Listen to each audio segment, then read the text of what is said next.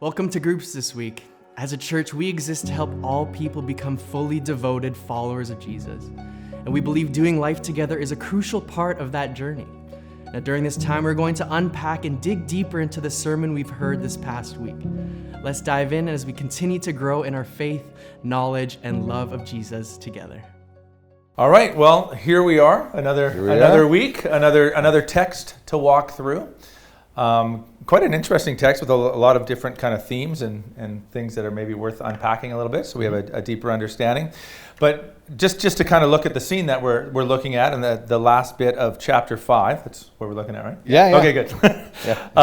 That's right. Yes. And really, it's a continuation of Levi's party and the disciples being questioned, Jesus being questioned about why he's hanging out with sinners and tax collectors. But then they continue to ask questions.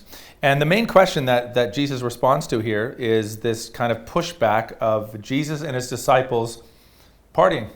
Yeah. Having a feast, having a party, right? And Jesus responds with these.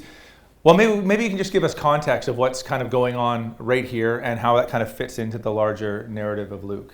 Yeah, I mean, it's interesting. All of a sudden, Jesus' teaching has got the attention of the Pharisees and the scribes. And so now they're following him wherever he goes. Because it actually goes back with the paralytics, right? When the paralytic is lowered down and that whole scene, how that plays out, and the healing of the paralytic, and who can forgive sins but God alone. And then you just see, shortly after that, Jesus goes to a party after calling Matthew to follow him.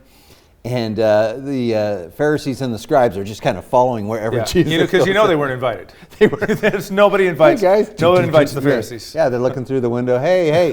And then this follows right on the heels of that. And so we get the story of the Pharisees and the scribes confronting Jesus and say, hey, how come, we fast, and even John the Baptist, his disciples, they fast. How come you guys are always partying? How come you're always eating? And I love Jesus' response. I mean, it's easy to miss this, but there's times where Jesus, I'm pretty sure, it's not sarcasm, but it's humor, right? And, when they give him a hard time, he goes, hey, it's not the people who are healthy that need a doctor, it's the sick. Yeah. And they're like, wait a minute. It's and here again, Jesus' response is like, well, if there's a wedding feast, what are you going to do? You're not going to fast when the bridegroom is coming. I mean, this is a time to feast, isn't it? And that's an ongoing theme. Like I think the idea of the bridegroom or a marriage feast is in all the Gospels. It's mentioned again in Revelation 23. This idea. So, what is the kind of the significance of that idea? Well, it's loaded in the sense that in the first century, like a wedding, it wasn't like you go to the synagogue, have your wedding, and then you have the reception afterwards. Right. Like it wasn't like that. And everyone's looking at their watch going, how long is right. the speeches now. Yes. Not that that's ever happened. I'm sure some of you have done great I'm talking speeches. about other people. But I do know that in this case, the whole wedding was a feast. Like the feast was a wedding. It was all part and parcel. But you can even imagine in our own case when the bride and the groom come in and everybody stand up and for the reception, and they come in and what if everybody said, okay, now let's just sit down. We need to fast. We need to fast. It's like, hey, it's a wedding. Yeah. Now, but there's something more going on, which is kind of cool, because when Jesus is with the paralytic, he says, my child or my son, your sins are forgiven. And they're like, who can forgive sins but God alone? Well, here Jesus says, hey, when the bridegroom's with everyone, why would you want to fast? Now, when Jesus refers to himself as a bridegroom, that's a loaded statement. Okay. Because who is the bridegroom in the Old Testament? It's God. Right. God is the bridegroom. Yes. And so again, you see the Pharisees going, what? He just referred to himself as God, right? Okay. So there's a similar theme that's going on all throughout this chapter. Okay. It's fascinating. Okay. So there's this need to, basically God has shown up. Of course we're going to party. Yeah. Right? And then he uses these two parables. First being one of you don't take new cloth, cut it out of a new garment, and place it on an old garment. Yeah. And I don't think he's just concerned about fashion there. That won't go. I don't think that's his concern. And then you don't take a new wine and pour it into old wineskins because they're going to burst. So what's going on with these two parables? What is Jesus after there? Yeah, I mean, let me just say one more thing about the fasting, and that's the fact that people would fast. The Pharisees would fast twice a week. And the whole meaning of fasting and prayers and saying the prayers is this idea of you are mourning, you are waiting, and you are longing for deliverance. Well, Jesus is like, Oh, okay. I'm the Yeah, answer. yeah, yeah, I'm the yeah, yeah. answer. Like, I am the one who's delivering. Right. So why would you be This is fasting? the Advent.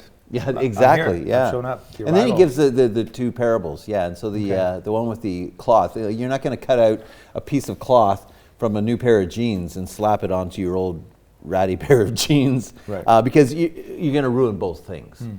And now, it's interesting though, because isn't that what we do though with Jesus? We take little pieces of Jesus that we like Okay, yeah. and kind of slap them onto our old way of living. You know, I want to keep living the way I want to live, but I'm going to take a little bit of Jesus. You know, I Right. like his whole idea about, loving your neighbor. That's kind of cool. Yeah, that's good. That's a popular one. Yeah, he's all about love. He's good. He cares about the vulnerable and justice. I kind of like that. I like the fact that Jesus loves me, so I'll cut that little piece out. But I'll leave the part where he says, deny yourself, take up your cross, and follow me. I'm not so keen about that, right? That's such a fascinating metaphor, actually, because people do, like, it is fashion to do that. Oh, To take that things is and mix them true. up. So it is Oh, yeah. fashionable, right? It's a fad to kind of take what you want and patch it on. So that's actually an interesting one. Yeah, I mean, and so okay. that's that's great. And, yeah. and then with the wine, the same thing. Like you can't take new wine and put it into an old wineskin, because as it ferments, it's going to destroy the wineskin. The issue is not so much the old wineskin being destroyed. The issue, if you read Luke, is that the new wine is ruined. Ah, good. Yeah, yes. that's the key. Yeah, and you can definitely see that there's a danger of the Pharisees and the scholars ruining what Jesus is, like, and poisoning what Jesus is bringing, right? Yeah, or trying to reduce Jesus into being a reformer, and just say, bring a little bit of reformation to Judaism, but don't mess with all the old covenants and all those sorts of things. Yeah. It's interesting. Yeah, that works so well with what you're saying about the parables, because it seemed that everyone had an idea of what Jesus ought. I mean, that's what made Judas turn, right? Judas had an idea of what Jesus ought to be, a militant, pushing back against Rome, and many people had that idea, right? And then when that didn't happen, well, okay, you're of no use. Yeah. No use to us. Yeah. Great. So I mean, there's a lot in there. Well, there's actually one more part which is unique to Luke. It's kind of strange, because it says right at the very end, he says, there are some people who just say, hey, we like the old wine better. And that's Jesus saying, hey, look, at the end of the day, there's going to be people who just say, we don't want you, Jesus. We like the old ways, and we think the old wine tastes better. In this case, for Jesus's point, is actually the new wine is much better.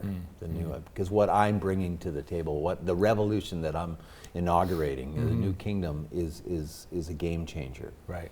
Great. Now, there's a couple dangers though. One of the dangers is that we say, well, anything that's old is out of date, it's useless, and any new idea. Any new idea that we come up with is, well, this is new wine. So we should be able to do that. But that's not the point, because Jesus does say he's come to fulfill the law. Right? He's building upon the law, but he's doing something that's new. So this is not an excuse to say, okay, anything in the past is necessarily wrong or which anything. is very but popular right it's the whole story of Jesus fulfilling the promise given to Abraham, that through Abraham's offspring, all the nations of the world will be blessed. Yeah. Oh, beautiful. Yeah. Wonderful. There's so much in this. Yeah. So, I mean, maybe we don't even need to finish, but what do we walk away with? There's a handful of nuggets right in there that maybe we've already dropped, but what would you say is what should we walk away with from this passage? A theme that keeps showing up is Jesus a modest program for self-improvement, or is he your life? Right. And I'm not going to say, let me put it towards myself. Is he my life? Right. Yeah. Or is he, I just take little pieces of, Yeah. and I try to improve my life. See, Jesus, it doesn't work that way. Yeah. He wants all of our life, or Right. nothing at all. Right. Yeah. He's the wounded lamb on the throne. Yeah. There needs to be a response. Wonderful. Well, hope you guys have a great conversation with your group. God bless. Hope you enjoyed the teaching today. If you're wanting to follow along with the community group's discussion guide with your group, you can head to cachurch.ca/media, where you can find the discussion guide. Not only are there questions there related to the sermon, but there's also prayer prompts that relate to the passage or the topic that we were talking about, and practices that you can, on an individual level or a group level, begin integrating into your life to not only bring the knowledge into your mind, but to begin living it out.